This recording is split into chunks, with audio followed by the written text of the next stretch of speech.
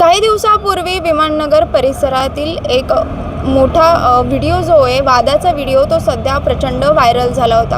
दोन व्यावसायिकांमधला हा व्हिडिओ होता. मात्र एकाच बाजूची ही जी साईड आहे ते व्हायरल झाली होती, व्हिडिओवरती न्यूजमध्ये गेली होती. त्याच्यामुळे दुसरी बाजू नेमकी काय होती हेच जाणून घेण्यासाठी आता आपण विमाननगर परिसरात आलेलो आहोत. एक व्यावसायिक आहेत, त्यांनी यांच्या विरोधात तक्रार दिली आहे. तर यांचं असं म्हणणं आहे की ते जे दुसरे व्यावसायिक ज्यांनी यांच्या विरोधात तक्रार दिलेली आहे ते खरंच आम्हाला गेल्या 1 महिन्यांपासून त्रास देतात.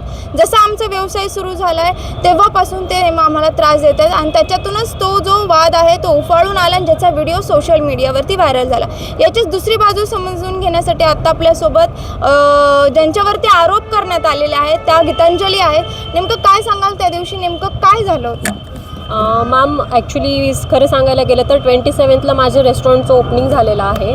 त्यानंतर जसं मी फर्स्ट ऑफ एप्रिलपासून स्टार्ट करायला गेले त्या डे 1पासून मला हा त्रास होत आहे बिकॉज ऑफ कॉम्पिटिशन. कारण की माझ्या इथे टेस्ट, हायजीन या सगळ्या गोष्टी मॅटर असल्यामुळे क्लायंट लोक माझ्याकडे प्रिफर करत आहेत. सेकंड थिंग, माझ्याकडे फर्स्ट टाईम जो केस झाला, म्हणजे जो इन्सिडन्स झाला माझ्या याच्या रेस्टॉरंटमध्ये, तो इन्सिडन्स असा होता की एका म्हणजे दारू पिऊन माणसाला माझ्या रेस्टॉरंटमध्ये पाठवलं गेलं. त्याने खाणं टेस्ट न करता डायरेक्ट माझ्या स्टाफवर त्याने शिवीगाळ करायला सुरुवात केली. त्याचेही माझ्याकडे प्रूफ सगळे अवेलेबल आहेत. सेकंड इन्सिडन्स असं झाला की त्यांनी 10 ते 12 लोक पाठवले जेवायला आणि त्यांनी हे बिल न देता ते गेले. ते म्हटले की जेवणामध्ये केस आला म्हणून, जबकी पूर्ण जेवण संपलेलं होतं. आणि जेव्हा त्यांनी माझ्या स्टाफला सांगितलं की इसमें बाल आया है करके, आणि बाल नव्हतं, त्यामध्ये काही नव्हतं, त्यांनी पूर्णपणे खाणं खाल्लेलं होतं. थर्ड इन्सिडन्स, मी नॉर्मल व्हिडिओ घेत होती, मी माझ्या स्टाफच्या रेग्युलर व्हिडिओजमध्ये टाकते की माझं रेस्टॉरंट बंद झालं आहे म्हणून, कारण की 11:30ला मी रेस्टॉरंट ऑलवेज बंद करत असते.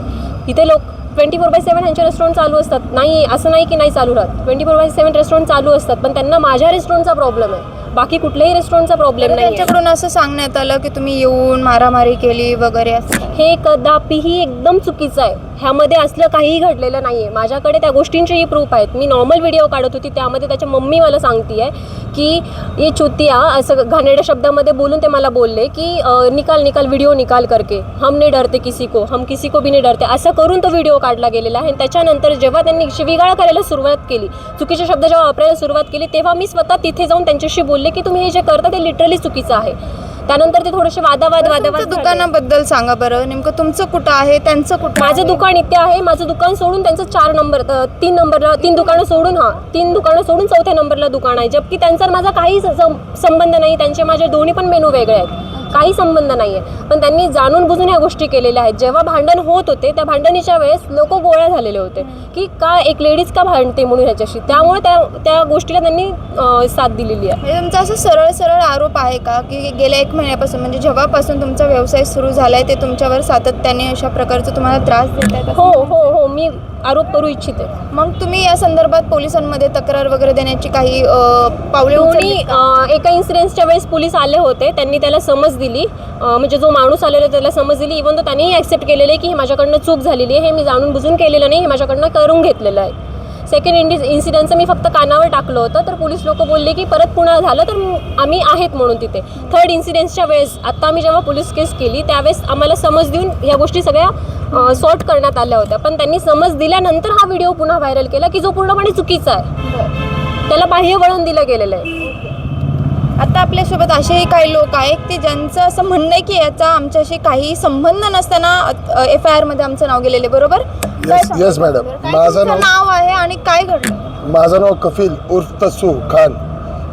मी इथं नसतानाही माझा या घटनेमध्ये माझा आरोपीने सोशल मीडियाने माझं नाव या घटनेमध्ये आलेलं आहे. सोशल मीडियाचं जेव्हा मला माहिती पडलं की माझं नाव आहे तेव्हा मी CP ऑफिसला जाऊन मी त्यांच्या विरुद्ध अर्जही दिलेला आहे की माझं नाव नसताही माझं नाव इथं या प्रकरणामध्ये घेतलं. मी इथं असं का?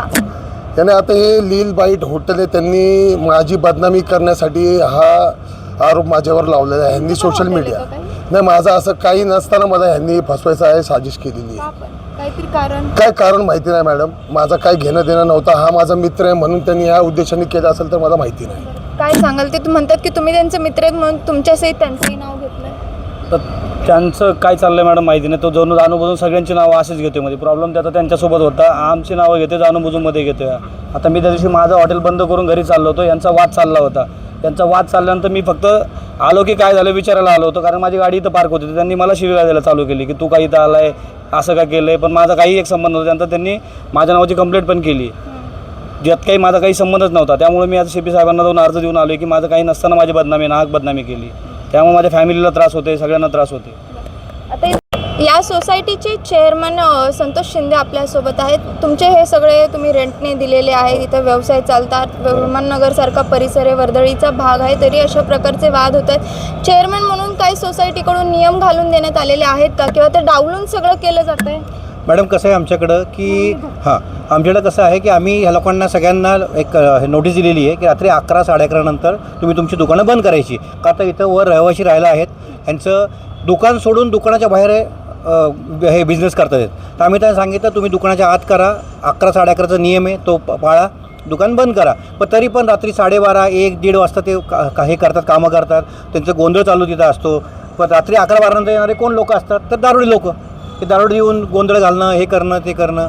आणि मध्यंतरी आम्ही रिपोर्ट केली होती आणि साहेबांना घेऊन आलो होतो. सिनियर PI गोविंद जाधव साहेब आहेत आपल्या विमानतळ पोलीस स्टेशन, त्यांना आम्ही घेऊन आलो होतो. तर त्या जे ग्रस्त आहेत त्याच्या वडिलांनी सरांना धमकीवजा भाषेने हे केलं. तर आम्ही सांगितलं अरे साहेब येते म्हणजे साहेब हो गया तो क्या हो गया. मग त्यांचं असं वाटायला लागलं की त्यांचं कुठून तरी वरून खूप मोठं त्यांचं हे आहे, जबरदस्त आहे, हमको कोई कुछ नहीं कर सकता है, तुमको जिसको बोलने का है उसको बोल. पण आता आम्ही एक निर्णय घेतो आहे, आम्ही बघितलं आहे, सोशल मीडियावर बघितलं आहे आणि त्याच्यामुळे आमच्या सोसायटीची बदनामी होईल. आता आम्ही त्यांना त्यांच्या ओनरला आम्ही सांगितलेलं आहे, आता 1-2 दिवसामध्ये त्याच्या ओनरला आणि त्यांना आम्ही नोटीस बजावणार आहे की असं चालणार नाही. रात्रीच्या 12-1 वाजता तुम्ही भांडणं करताय, आमच्या वर नागरिकांना त्रास होतो, जे राहतात रहिवासी त्यांना खूप त्रास होतो आहे. पुढे तुम्ही कायदेशीर कारवाई कशा प्रकारे करणार आहात, तक्रार कशी करणार आहात, की ऑलरेडी केलेली आहे आणि पुढची पावलं काय? ऑलरेडी मी तक्रार केलेली आहे, त्यांनी समंजस दिलेलं असताना पण ही मॅटर झालेलं आहे. पुन्हा मी आज जाऊन जी काही कायदेशीर कारवाई असणार आहे ती करणार आहे, कारण की इथे मला पैसे मिळाले नाही तरी चालेल, मग मी माझ्या नावाला गालबोट लावू देणार नाही. माझ्या ते रक्तात नाही आणि मी ह्या गोष्टी करणार नाही. त्यामुळे मी जी काही कायदेशीर कारवाई असेल ती करेल. इव्हन तो माझ्या स्टाफलाही धमकी देण्यात येते. सेम डे स्टाफला धमकी दिलेली, जीवे मारण्याची धमकी दिलेली आहे. माझा स्टाफ पण सेम एरियात राहतो ज्या एरियात ते राहतात. इथे माझ्या स्टाफलाही धोका आहे, मलाही धोका आहे. त्यामुळे मी जी काही कायदेशीर कारवाई असणार आहे ती मी करणार आहे. मी त्यामध्ये कसलीही काटकसर करणार नाही आहे. नक्कीच आता आपण दुसरी बाजू देखील समजून घेतली. यांचं असं म्हणणं आहे की व्यवसाय जेव्हापासून आम्ही सुरू केला आहे त्यावेळेस यांच्या शेजारीचे 4 दुकान सोडून त्यांचं जे हॉटेल आहे ते आम्हाला त्रास द्यायचा प्रयत्न करत आहेत. कॉम्पिटिशनमुळे हे सगळं चाललेलं आहे. या संदर्भात ते पोलीस तक्रार देखील करणार आहेत. और एव्हन आहे पोलीस तक्रार देखील त्यांनी अर्ज देखील तसा दिलेला आहे. त्याच्यामुळे आता पोलीस नेमकं कशा प्रकारे या दोघांची समजूत काढतं किंवा कशा प्रकारे हे जो वाद आहे त्याचं निवारण करायचा प्रयत्न करतं हे पाहणं महत्त्वाचं असेल. शिवानी लकडे, टाइम्स ऑफ महाराष्ट्र, पुणे.